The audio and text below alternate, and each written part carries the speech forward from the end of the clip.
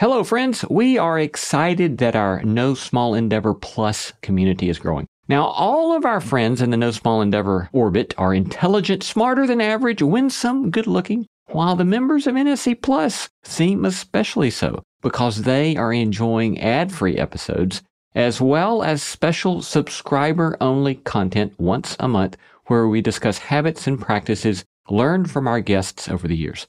And those special episodes have been a lot of fun, personal and practical. I love sitting down with our producer, Jacob Lewis, and recording those for you. And so we would love to have you join us. And your NSC Plus membership helps support the show. So because of all of these things, we'd love for you to join the NSC Plus family. Just go to nosmallendeavor.com, click subscribe, and start catching up on our subscriber-only episodes today. Again, go now, nosmallendeavor.com, click subscribe, and start catching up. See you there. I'm Lee C. Camp, and this is No Small Endeavor, exploring what it means to live a good life. When I got to graduate school, I didn't really know how to begin with this question of what is true of high achievers across these different domains. That's Angela Duckworth, psychologist who has spent her career studying so-called high achievers in various fields. As a consequence of her research, she has advised government officials, NFL teams, Olympic athletes, and Fortune 500 companies. Today, she shares what she has found to be a secret to success. A common denominator of people who achieve excellence is the combination of passion and perseverance for very long-term and personally meaningful goals. And to give it a name, grit. All coming right up.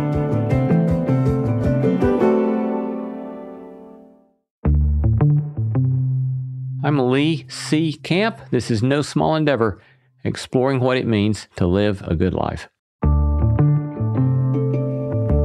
When I was a child, growing up in Alabama, my grandmother Camp would sit me on her knee and read me the children's book, The Story of the Little Engine That Could. That personified little train engine that encountered a massive climb up a big hill, which struggled and struggled, and when the little train finally said to itself, I think I can, it succeeded with great celebration in the climb over the top of the hill. My grandmother repeatedly reading me this tale formed my own sense of perseverance. Years later, I would learn that perseverance is considered a subspecies of the cardinal virtue of courage, which in the classic tradition is considered one of the most critical capacities for living any sort of life worth living.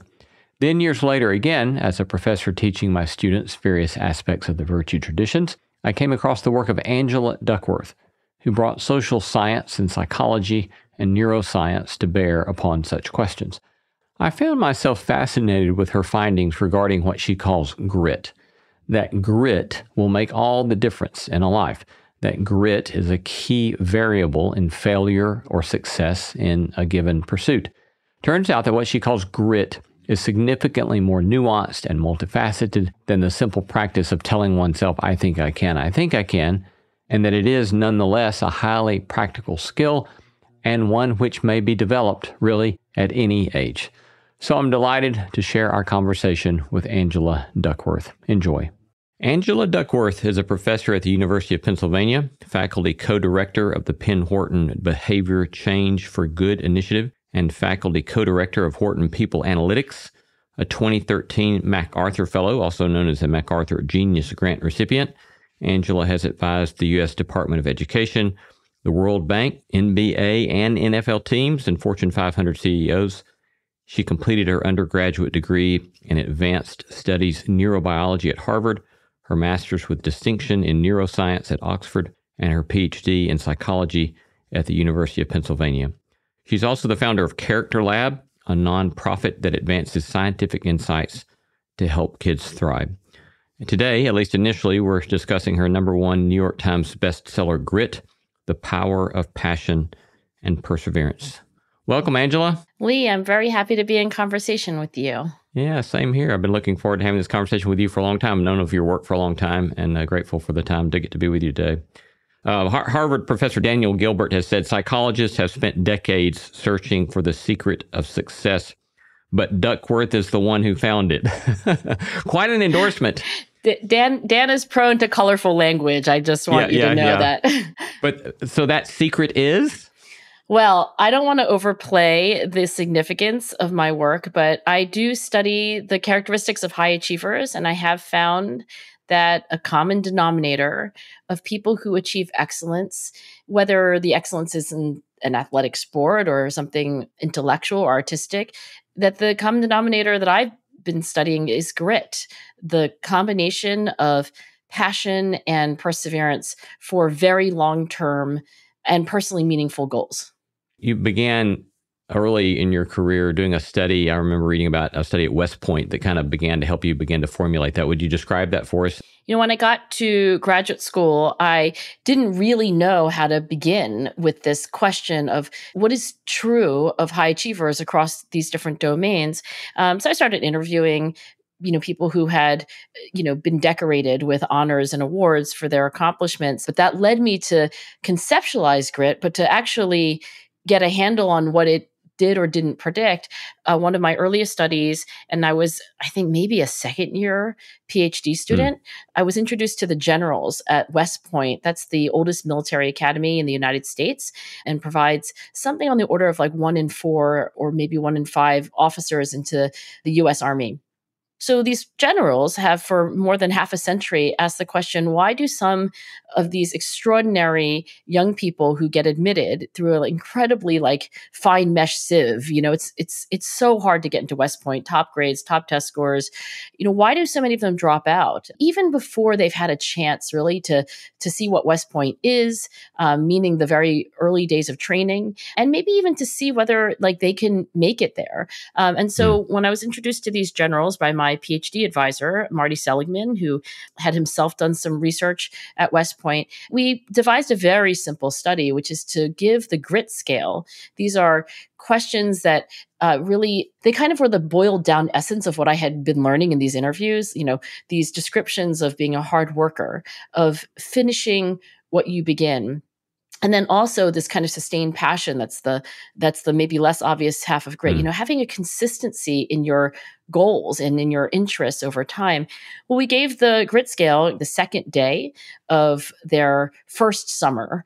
And then we just waited around to see what the data would tell us about who did well and who persisted. And the finding that really confirmed that I was, on some kind of path to understanding something about high achievers was that grit was a better predictor of staying at West Point during the highest attrition periods in particular, but overall it also predicts just graduating in 4 years, staying in the Army after that. It was a better predictor, especially during the high attrition periods, than measures of talent. And West Point had 2 of those. So they had a measure of cognitive talent, your standardized test scores, and then also your physical talent, a battery of physical tests like running and sit-ups. So I guess to summarize, as a beginning academic with this intuition that there must be something that athletes and artists and civic activists who are very successful, that they all have in common, to give it a name, grit. And then the West Point study was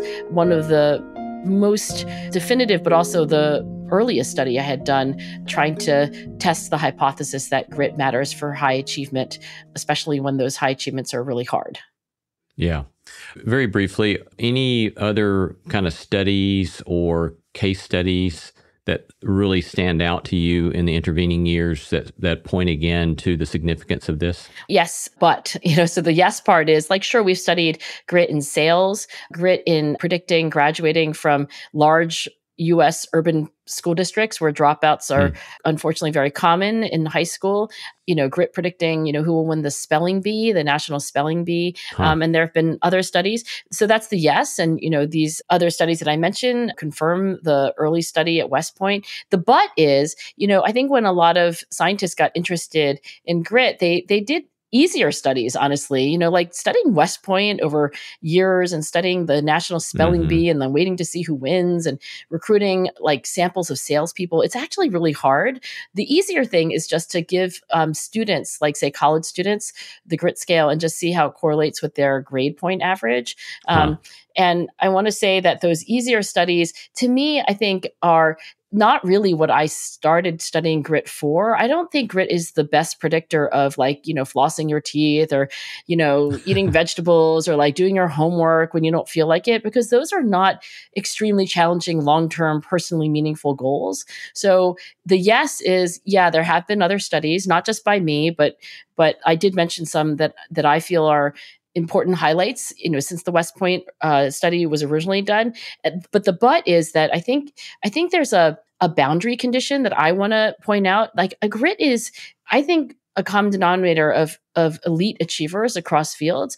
But if you ask me, is it like the very best predictor of like all goals, doing your taxes, flossing your teeth, et cetera? I would say that the everyday self-control goals that I also study are, that's not so much about grit, but by other, but maybe that's another conversation.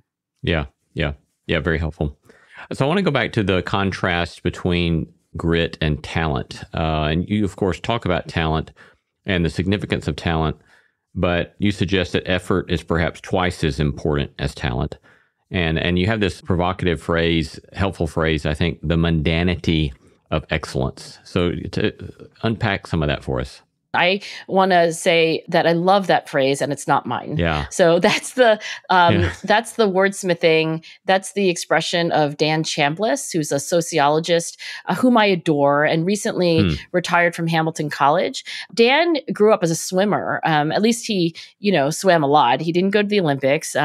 He was then, later a sociologist who decided that he would embed himself, in this kind of like, tradition in sociology that's kind of become a little passé, but I think is so beautiful and valuable. He just lived with these teams, kind of like an anthropologist would, live in another culture.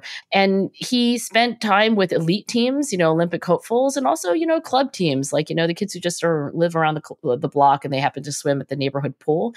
And what he came to observe about swimming in particular, but, excellence in general, is that, people think when they see somebody who's like a Katie Ledecky, right, that that they must have a gift. Like they must have, I don't know, like super long arms and, like really flexible feet and, like a weird heart and, just, all of these things that come together that make them qualitatively different than the rest of us.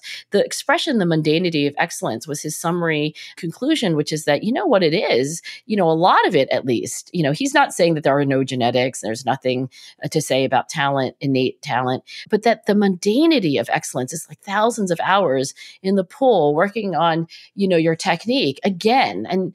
And by the way, when I was researching the book, I had a conversation with Rowdy Gaines, who's, gold medalist swimmer. He was like, do you know what it's like to jump into a freezing cold pool and the sun hasn't even come up and you're wearing a Speedo and you're exhausted and then just to swim, hard enough that you want to throw up if you don't throw up. Like, it's like, and then to do it again. And then to do it again. And now you got to work on this elbow. Now you have to work on that.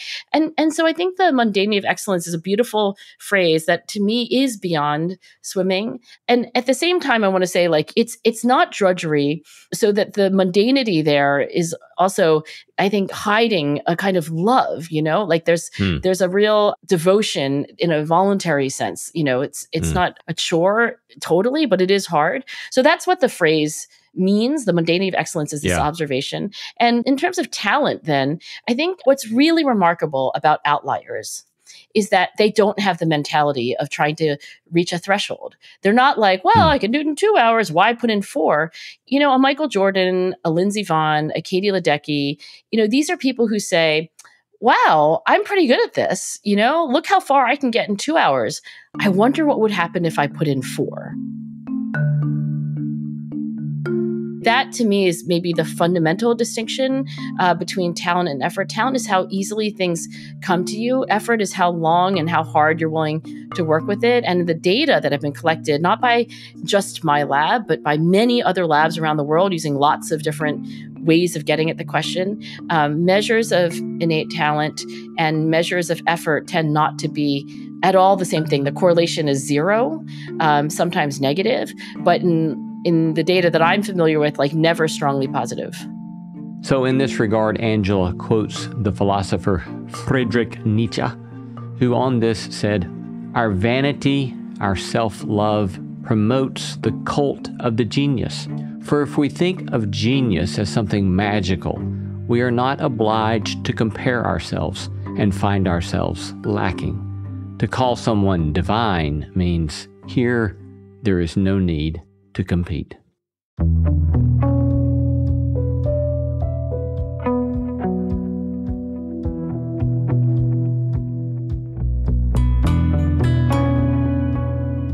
You're listening to No Small Endeavor and our conversation with Angela Duckworth on her New York Times bestseller, Grit, The Power of Passion and Perseverance. I love hearing from you. Tell us what you're reading, who you're paying attention to, or send us feedback about today's episode. You can reach me at lee@nosmallendeavor.com. You can get show notes for this episode in your podcast app or wherever you listen. These notes include links to resources mentioned in the episode. You can also find there a PDF of my complete interview notes, which often has material not found in the episode. And there you can also get a link to a transcript. Coming up, the importance of passion and good goals, and discussing the little engine that could with Angela Duckworth. Hey there, it's Lee. If you're looking for a taste of something new, then I might have the perfect podcast recommendation for you. Gravy, produced by Southern Foodways Alliance and distributed by APT Podcast Studios.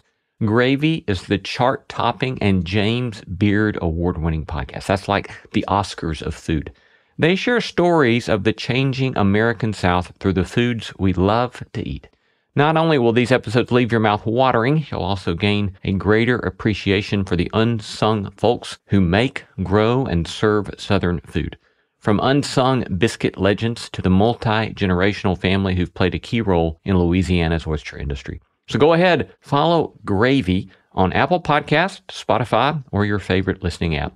And tell them your Southern friend, Lee C. Camp, sent you. So let's talk a bit about passion then. I remember reading a piece in the New York Times. I went back and looked up the title because it's so provocative. It says, "Why Find Your Passion is Such Terrible Advice." And that resonates with things I've heard from, for example, Nashville singer-songwriters talking to young Nashville singer-songwriters when they basically say, stop thinking in terms of if you don't feel excited, then you shouldn't work. But instead, you go work and you put in the work. And your notion of passion clearly includes all of that. So would you kind of unpack the way your sense of passion is quite different than this kind of willy-nilly notion of I'm going to feel excited about what it is that I'm doing? You know, passion is both a great word. I mean, I chose it to be the complement to perseverance. When I talk about what grit is, it's passion and perseverance for long-term goals. It's also a terrifying word. You know, I took a walk this morning. I don't think he'll mind my saying his name, with just a lovely young man. He's still in high school. His name is David Gabay. And we were walking around my neighborhood, and we were talking about psychology, which is something he's interested in. And he asked me for advice. And he said, is your advice for me to follow my passion? And I said, David, this word that I love but sometimes hate, I don't know how useful it is to talk to you at your age about, following your passion. And frankly, even with people who are a lot older than you, those who have a passion and can say it out loud really don't need me or anyone else to tell them to follow it. Like, they're fine following it. They probably wouldn't not follow it if you told them not to follow it. So that's that group, and that's a minority, a tiny number of people. And those who are struggling to figure out, what they could wake up in the morning and feel that conviction in their heart about, like, well, then if you say to those people, follow your passion, I mean, I think they could be paralyzed in a way by that turn of phrase. So I said, maybe a more helpful way of thinking about this, David, is the word interest. And maybe even more tactical would be, what gives you energy? And this is how I explain it to the students in my own class when I teach undergraduates. You could make a list of things, 2 lists. On the left side of a piece of paper, you could list all the things in your day that give you energy. After you do them, you feel more excited, more alive. For me, that would be reading, whether it's scientific articles like poetry, anything by Anne Patchett. For other people, it's other things. Music is on the left side of this piece of paper of like things that give me energy. For some, it's not for me. On the right side of this piece of paper, you might think about the things that sap your energy, right? After you do them, you're a little wilted. You're kind of tired. For me, faculty meetings. Yes. Right. Yes. Preach on. Amen, Professor Camp. And then also conflict, honestly, of any kind. Like if someone tells me, I'm standing in the wrong line at the bakery, I'll ruminate about it for years. That actually kind of happened to me. So you've got these two lists, and the key here is that what's my list, on the left and my list on the right is going to be different for somebody else. And those are clues, and I said to this young man, David, I said, when I was your age, I took a summer school course where I paid for it myself and I could choose anything I wanted. And I had two choices actually, because it was a summer session I was able to fit into. And I chose psychology and writing, nonfiction writing, just when I was your age, just as a teenager, because those things gave me energy. So why not? And so anyway, passion is a loaded term. I love it and hate it. But the more useful term for those of us who don't feel like we know what our passion is either interest or energy.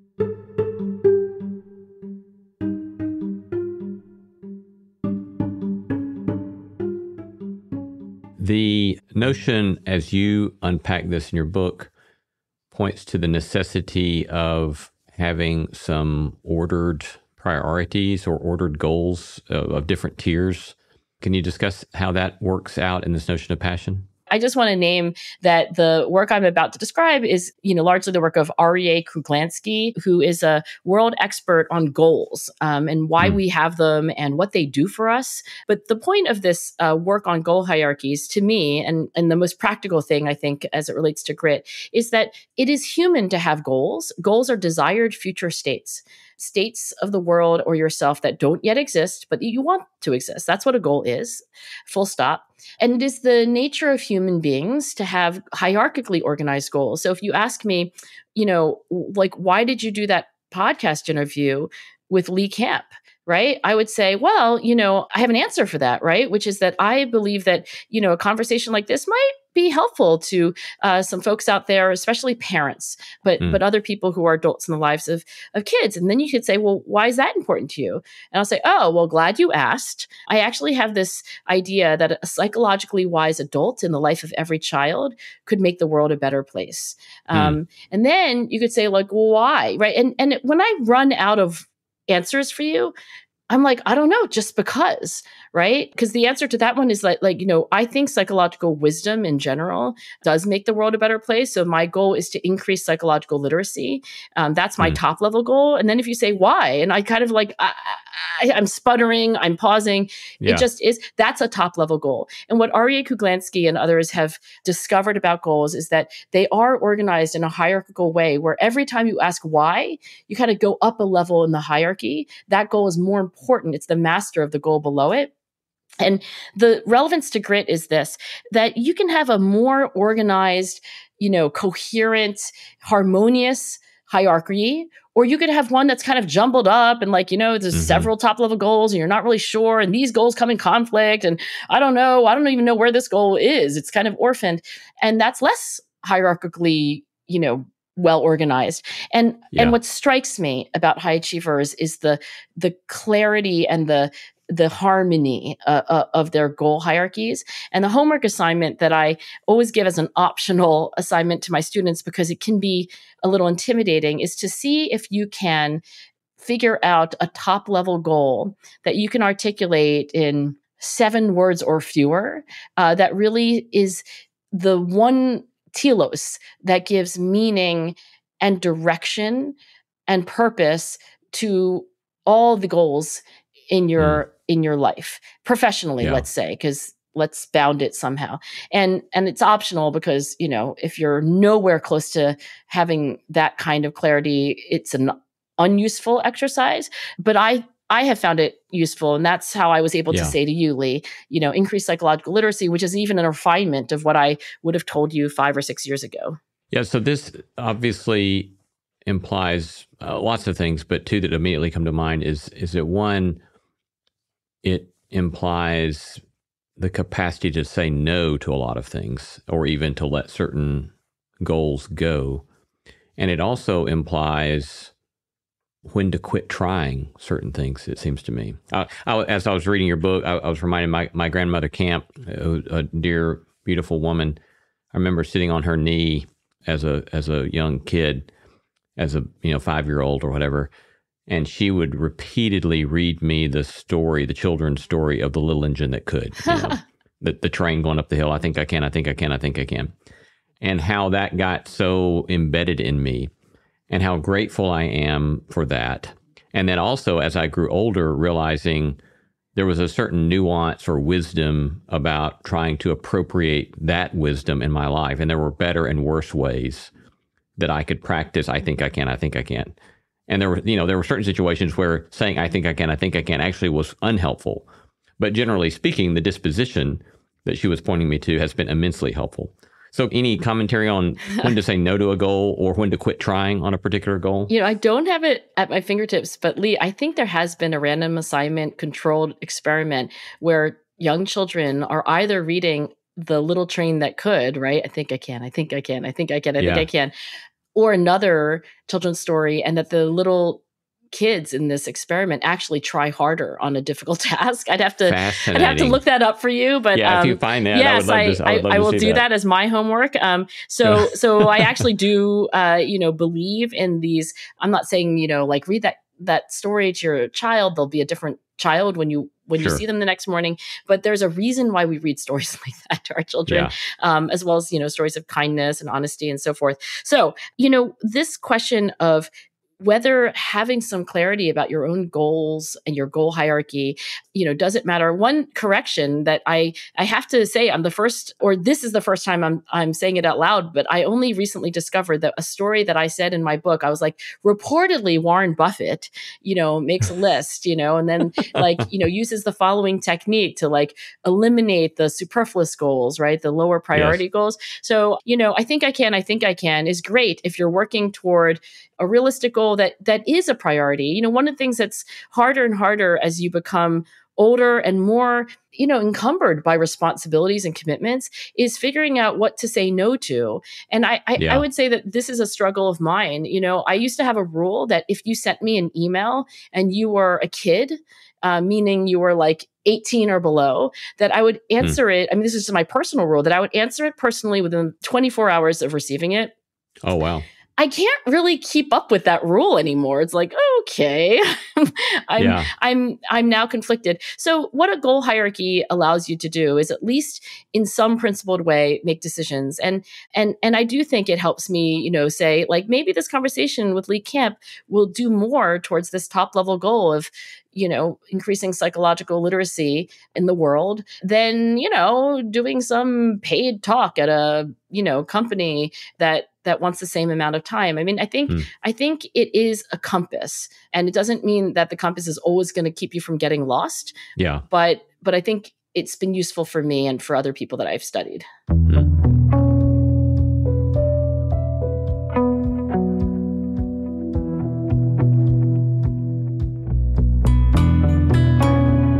We're going to take a short break, but coming right up, Angela and I discuss how one might grow their own grit, including the power of criticism and the value of hope in one's life. Hey friend, if you didn't know, I started a newsletter a while back that comes out every 2 weeks. I've been delighted to hear from so many of you about positive response to the newsletter. We call it the No Small Endeavor Notebook, where I riff on themes and topics related to our podcast, giving you additional material for thinking and doing in your own quest to make sense of what it might mean to live a good life. Join us by going now to nosmallendeavor.com and sign up there.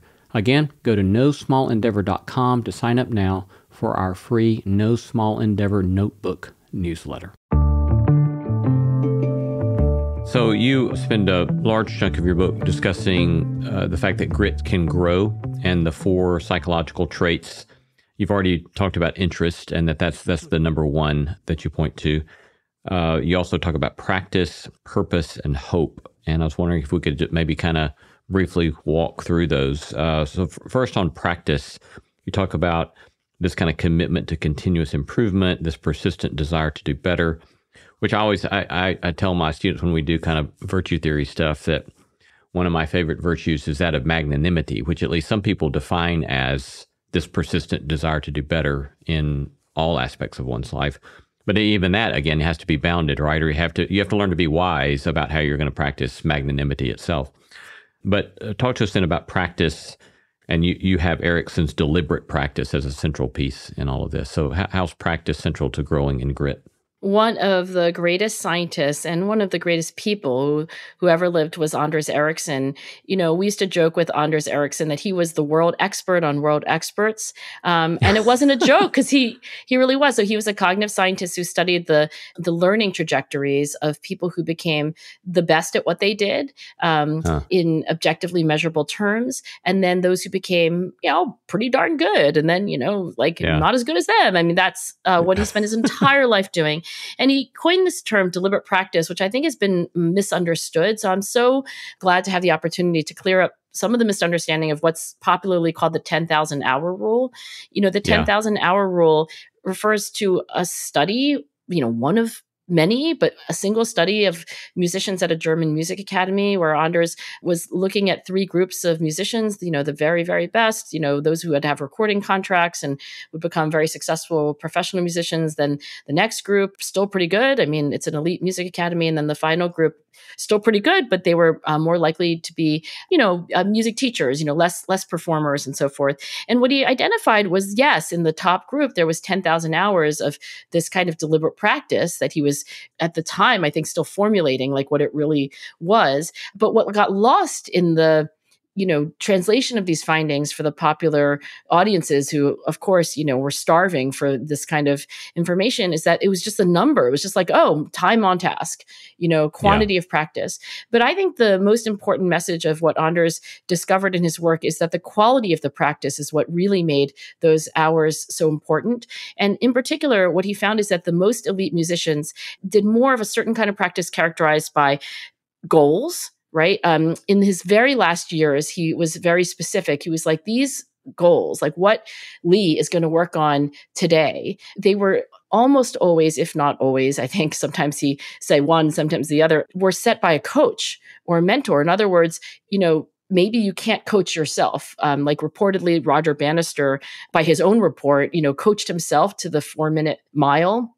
But actually, if you really look into the facts, I mean, he had a lot of people who were helpful to him, including, coaches who, came up with interval training and stuff like that. So the first thing is goals. The second thing is complete focus or concentration, or as close to it as you can get. So typically done alone, not with distracting groups of people around you. So musicians playing by themselves versus in a quartet, for example, for practice is a meaningful distinction for Anders. And the third element was feedback, immediate and informative feedback, which as a musician, you don't need your coach in the room. You could just hear it, right? It's like, that was not the way I wanted to do it. Yeah. I'll do it again. So in terms of grit, I have found that grit and this deliberate practice, this is joint work with Anders, are related. Gritty people do more deliberate practice. And I think the most important thing I can say about this high quality practice is that if you understand it, maybe you could do more of it. It's like, you have to have goals, you gotta have concentration, gotta get feedback. Maybe I need a coach to help me do all these things. I can do more of that. And that's why I think grit can grow. We can reverse engineer the habits and mindsets of very gritty people.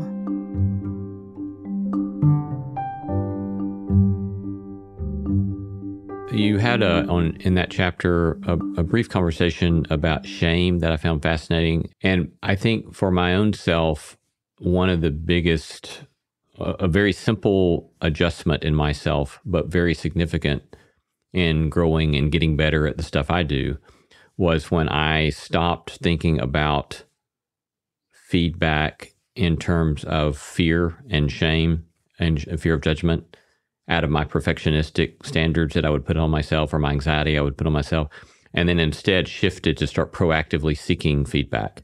And that reframing was, I'm asking for this. I have a sense of control about this. I'm asking for feedback. So it seems like, again, there's a lot of inner psychological work that we have to do as well with all this, right? To deal with our fears and anxieties. But commentary on that? I have the same perfectionist tendencies that you do, Lee. And there's some words of wisdom from a really great psychologist. And his name is Mike Gervais. And he is like a high performance psychologist. He works with Olympic athletes and pro football teams, including the Seattle Seahawks. And he has this, what he calls like the first rule of mastery is to not worry about what other people think. And he has this expression like it's FOPO, fear of other people's opinions.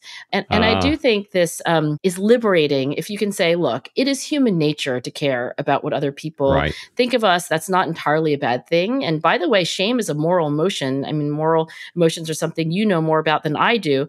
But, you don't want to have a child grow up without the capacity for shame. That's called psychopathy. Like, you don't, that's not good. But to call someone shameless is not a compliment. It is not, right? Do you have any shame? I mean, these are expressions that have real meaning. So I don't want to discard summarily, self-conscious emotions is the way that some psychologists call them: shame, embarrassment, guilt. There's a purpose for all of those. But when it comes to improving, right? When it comes to like, hey, Angela, like maybe you could have been a little more succinct in that Q&A with Lee Camp, like, maybe a couple more stories would have been more helpful.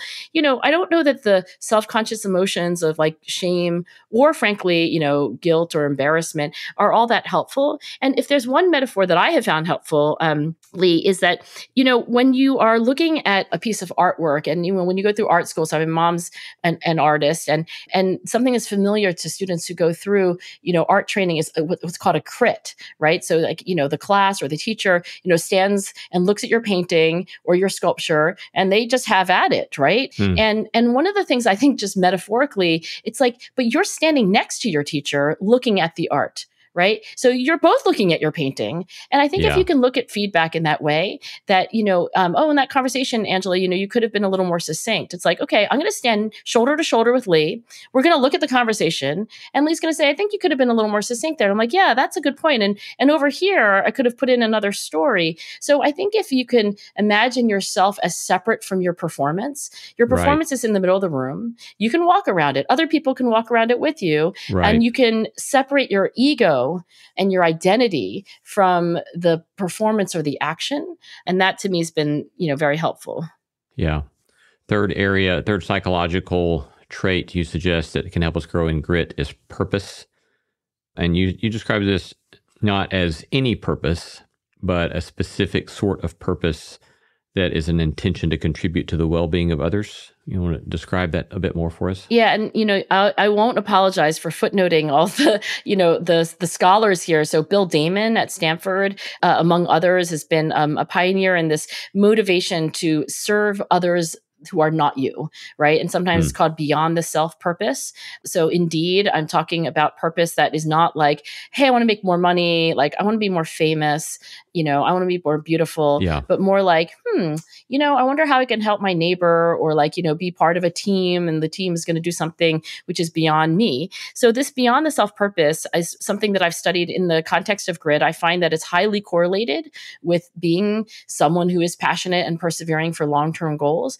I think there's a deep, deep causal relationship there. I mean, why would you get up, at 4:30 in the morning, like day after day, to do something, even performers in individual sports, right? You're not talking about a basketball team, but you're talking about an individual track star or swimmer, even when you talk to those individual performers and it looks from the outside to be a totally self-interested personal goal, what really gets to the core of their motivation very often at its deepest level is some sense that what they're doing is beyond the self.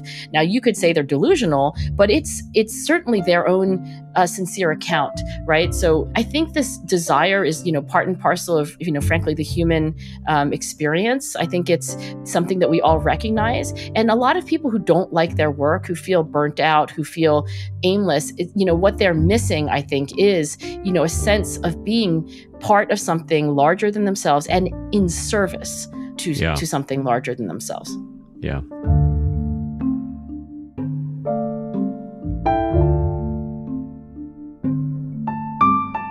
Another thing you point out in this chapter on purpose is the way in which different people can have the same occupation, yet their subjective experience of that work differ drastically, and thus contribute or not to their sense of purpose and thus to their grit. I just find that so helpful. Describe that to us. You can be the bricklayer, the parable of the bricklayer who's laying bricks. You could be the bricklayer who's building a church, and you could be the bricklayer who's building the house of God. And I think those are, three ways that you can think about any work. I'm now thinking about the work of Amy Wisniewski, who's at Yale, and she was studying callings, from her earliest days as a researcher, and finding, to her surprise, that it wasn't like some professions are callings and other professions are merely careers, and still other professions are just jobs, right? Because these are the kind of the three ways of thinking about work. But really the same profession, say, for example, being an aide in a hospital, for one person, it could be a job, makes money, pays the bills. Another, it's a career. If I progress, like I will get promoted, I can see the sort of trajectory.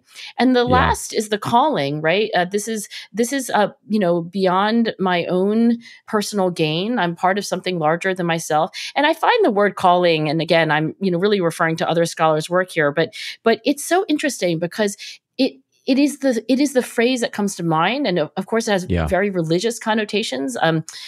Whether you're religious or not, it has a kind of spiritual dimension. You feel like someone or something is calling you to do. So you've been chosen to do this. Some sort of transcendent purpose, it's self-transcendent. Yeah, and I think that's the key to beyond the self-purpose, right? It's self-transcendent. So I guess the most important insight, at least in my mind, of this is that it's not a feature of the job itself. It's how you bring yourself to it and how you think of it. Yeah. And I think if I could summarize a very large number of conversations with leaders, what their constant task is to make the purpose more salient on an everyday basis, because it is easy to get separated from the larger purpose of your work as you grind through your to-do list and you manage all the problems that come up. And I think this reminding of the beyond the self purpose is, a task for leaders. And of course, it's a task for each of us. And people have different practices for doing that. But I think that is important. Yeah. Let's mention briefly the final psychological trait you point to, hope. And again, you point to different kinds of possibilities of hope there. Yeah, my PhD advisor was, I should say is, because he's still alive, but anyway, Marty Seligman, and his work on optimism was really world-changing. I mean, he's somebody who started out studying animals and then, depressed individuals. And what he found is that, when you are confronted with adversity that is beyond your control, in these animal experiments, these, dogs, say, would be subjected to mild but painful and scary electric shock that they had no control over. It just happens, randomly. And those dogs would soon basically look like depressed people look. It's like no energy, not getting up, and given the opportunity to actually remove themselves from shock by like just walking across the cage, like they would just sit and, be despondent. And what Marty came to discover is that optimism is really the photo negative of that, right? And some of the dogs in these experiments actually never gave up. Adversity would happen, they couldn't control it, but then when given the opportunity, they would spring into action. Yeah. And I think what Marty might say about what underlies that hope, and this is very consistent with what Carol Dweck at Stanford has studied in terms of growth mindset. It is a way of seeing the world where you're fundamentally assuming that there's something you can do. There's got to be, I can't change everything. I can't change what my mother did. I can't change what my father did. I can't change my zip code maybe right now, but, you can change, something. And when I talk about this in my classes with my undergraduates, I say to them, I remember teaching during the pandemic, and of course, it was a dark time for a lot of us. And I said, there's so much you can't change. You can't yourself personally decide when the vaccines are going to come out, and, what the, schedule is going to be for classes, and, what your neighbors are going to do. But you know what you can do? You could like text your mom right now and tell her like that you love her. Like, can you do that? Like, you have the power to do that. Like, you could smile like in the next, is that under your control? You could do that. Like, you could do a 5-minute favor. Like, everybody do a 5-minute favor, and like at first students were like, oh, I can't think of anything. But, it takes less than 5 minutes to then think of something. You're like, oh, wait, Yeah. I guess I could wash the dishes for my roommate. Like, yeah, you can do that. So I think this idea of hope and optimism and a mindset that assumes that, things can be changed, at least some things can be changed in some ways. I think that is something, frankly, Lee, I have to sometimes remind myself of, because I think when you're not in that place, it's hard sometimes to get there, but I do think it's possible to get there. Yeah. I find 2 phrases helpful from Marty's work: learned helplessness versus learned optimism. And that we can practice and work on these things as well. Absolutely. Of how we frame things. Very in 60 seconds, it seems that you already answered this in what you just said last. But as I was reading your book, it occurred to me that I wondered if some people would say, well, what do you do with the serenity prayer, right? Which is saying, God, grant me the serenity to accept the things I cannot change and the courage to change the things I can. I think, would what you just said kind of be one way you would point to an answer in that regard? Well, I know we're toward the end of our conversation, Lee, but I'm smiling because that is the book I'm supposed to be writing right now. In other words, when I stopped, when I finished writing Grit, I swore up and down that I would never write another book. And then I changed my mind a few years ago because I thought, well, somebody has to write a book about the power of your circumstances, right? Because you can't, always change them. Sometimes you can. So, and Right. I looked into the Serenity Prayer, which of course is from Reinhold Niebuhr, the great theologian, and has become now adopted and paraphrased, actually, frankly, in Alcoholics Anonymous groups. But I think that I will say this: I think it is worth stating that some circumstances are actually beyond people's control. I think that should give us compassion. We don't even know about their circumstances. There's an expression misattributed to Plato, but I think beautiful. Each is carrying their own heavy burden. So be kind to all you meet, right? And that is, words of wisdom to live by, because some circumstances that are invisible to us are not changeable by the individual. And then the second line of the Serenity Prayer is like, the courage to change the things. Actually, in the original, it's that need to be changed. I think that's the original wording. But in the Alcoholics Anonymous version, it's like the courage to change the things I can. But that, to me, was also worth a book. Like, there's some circumstances that we can change, and we don't think of circumstances in that way. We usually think of circumstances as beyond our control, but maybe we should look for those that are within our control. And then, of course, the wisdom to know the difference. So absolutely more to say on that, but that would be a whole book, Lee. And so since I haven't yet figured out how to write such a book, we'll have to schedule another conversation for that.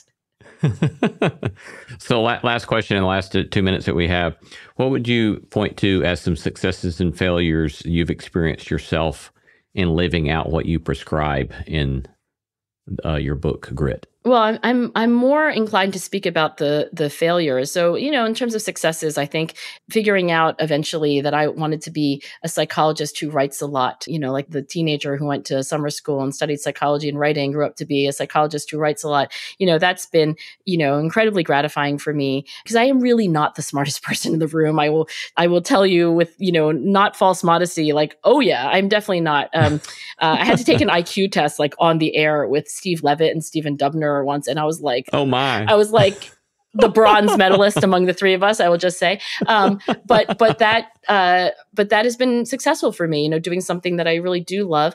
The failure is what I just want to end with. This has been a really hard year for me, because I did try to write this second book, and I've been struggling to figure out how to write it. And it's been just very like confidence testing. And so I guess I want to say this, like, I think if I could say one thing, it's like, even if you study, these things and, you're on a path, like, don't expect it to be, linear. I mean, even Angela Duckworth wakes up some days and thinks like, that's a hell of it. Like, I can't do it. It's too hard. But I do want to say that I've tried to remind myself of all the things that we've talked about in this conversation. And, I haven't given up yet. Yeah. I've been talking to Angela Duckworth, professor at the University of Pennsylvania, on her #1 New York Times bestseller, Grit, The Power of Passion and Perseverance. Thank you, Angela. It's been a delightful conversation. Lee, I look forward to our next one. Thank you.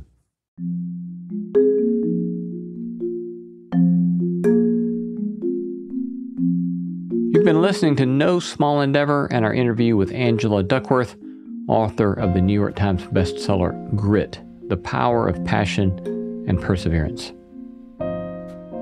We gratefully acknowledge the support of Lilly Endowment Incorporated, a private philanthropic foundation supporting the causes of community development, education, and religion, and the support of the John Templeton Foundation, whose vision is to become a global catalyst for discoveries that contribute to human flourishing.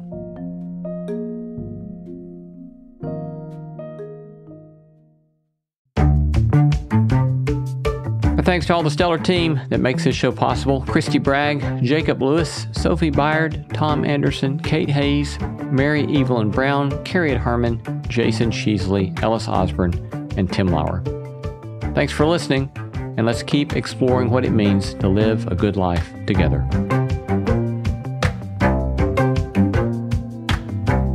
No Small Endeavor is a production of PRX, Tokens Media LLC, and Great Feeling Studios.